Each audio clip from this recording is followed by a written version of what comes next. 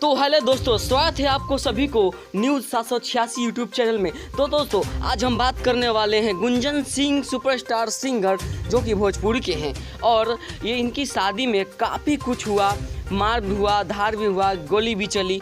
और इस शादी के मौके पर बहुत सारे भोजपुरी के दिग्गज पावर स्टार पवन सिंह भी गुंजन सिंह के रिसेप्शन में पहुँचे। इस रिसेप्शन में बताया जा रहा है कि शिल्पी राज भी वहां पहुंची थी। काफ़ी क्राउड था, 10,000 लोगों का वहां पे खाना बना था, लेकिन वहां पे 20,000 लोग पहुंच गए थे।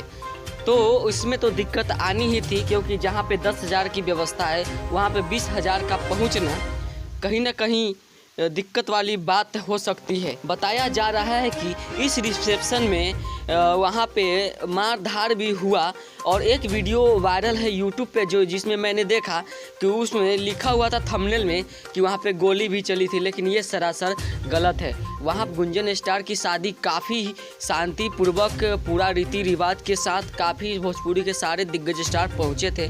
कोई भी वहाँ पे हल्ला गुल्ला शोर शराबा नहीं हुआ था और शादी अच्छे से ख़त्म हो गई। तो वीडियो अच्छा लगे तो एक लाइक ज़रूर कर देना और चैनल को सब्सक्राइब करना ना भूलें। मिलते हैं किसी नेक्स्ट वीडियो में, तब तक के लिए बाय।